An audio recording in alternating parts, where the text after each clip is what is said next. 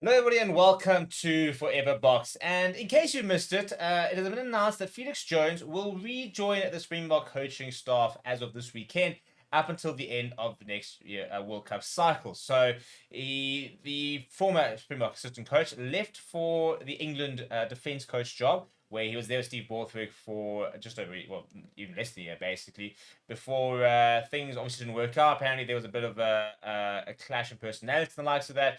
He's supposed to be working remotely for a time being, to basically fill up a certain amount of his contract, and then he officially left. Now, after that, he was linked to quite a few jobs, mainly the Munster job. So with everybody thinking, well, he's clearly got the pedigree after his time in the box. Didn't work in England. Surely the Irish homecoming is set to happen, and yet not. He's actually coming back to South Africa. Now, there's a phenomenal theory, phenomenal, and I love this kind of thing because it makes me chuckle.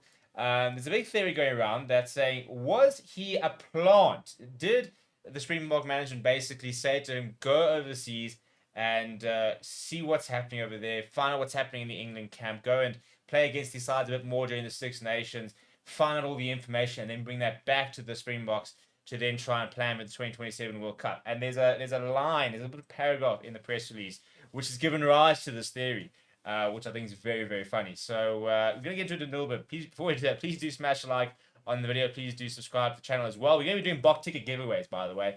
So make sure you're subscribed on Forever Box. Make sure you subscribe to Forever Sports, because we are going to be doing those giveaways for all home games of the year. We'll be giving away tickets to go and watch the box.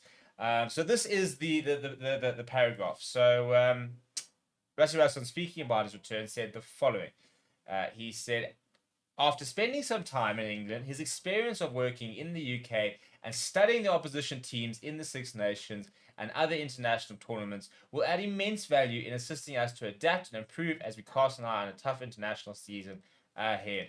What a line. What a line. I mean, and everything Rassie Erasmus says is pretty deliberate. The amount of sort of stirring the pot, throwing out a bit of bait to try and get some hook, line, and sinkers. It's phenomenal. I absolutely love it.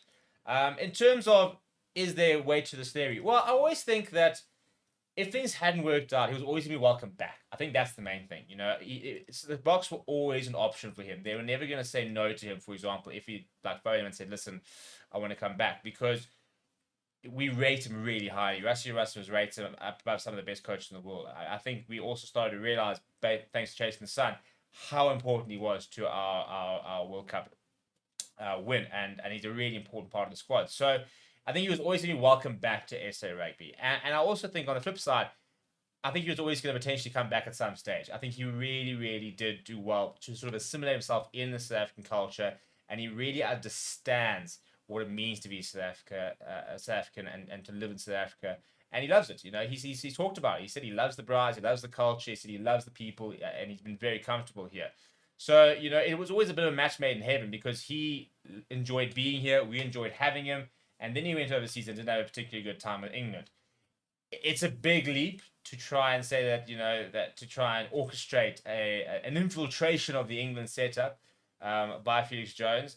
And I mean, maybe the conspiracy continues, because people are saying, well, that was what the fallout was. Maybe they realized that he actually wasn't there, to actually help England. He was just there to try and find out what's going on and try and spy on them, inverted commas. And then he had like an orchestrated blow up with Steve Borthwick, and to get himself out of his contract, and now he can come back to the box. It all becomes quite a little bit nonsensical when you start to really break down the nitty gritties. Then the theory gets even better, and that is, to be fair, I think this is probably more likely than Felix Jones, and that is that Jacques Yamba could return to the box before the World Cup. So big conversation saying that he's over at Leinster, and look, Jacques Yamba himself never ever ruled about how to return to South Africa. So that wouldn't necessarily be something that he's never said he won't do, or back to the box. Basically never say never. So the theory is that potentially he might make a move like next year, for example, after having spent 2 years in the Leinster camp, which is more or less the Irish camp, the amount of players there, basically studying Irish rugby, understanding how Irish works, and then he's going to jump ship and come back, and we're going to have this prophetic, coaching staff of dreams with all the information we need, with Tony Brown bringing the New Zealand information to go and win the third World Cup in Australia. Look, I mean, if Jacques Yamba does lead, comes back, we go on to win, it will be a phenomenal story, and the conspiracies will run amok. I think it's a bit of a stretch, the Felix Jones thing. I do think it is genuinely a possibility of Jacques, about coming back at some point. I think he will come back. Whether he comes back for the next World Cup or at some stage, he's not particularly old. He can still work for quite a long time. And I think we'll see him back in South Africa again. I don't think he's left for good. The Felix Jones one, I think this is more of a bit of a really good convenience. I think he went over there. I think he really didn't enjoy it. I think he didn't have a particularly good time.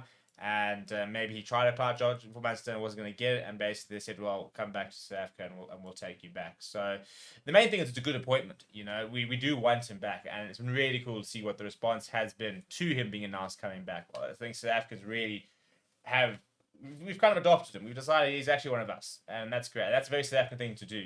Tony Brown, I think, has also spoken about how he's been welcomed to the environment, Jerry Flannery, and they've really enjoyed their time. And this is the thing, apart from all the stuff that goes wrong in this country, people are generally very welcoming. And when you start to buy into this country, we'll take you on. We'll take you to Browse, give you branding, we'll give you the whole spiel.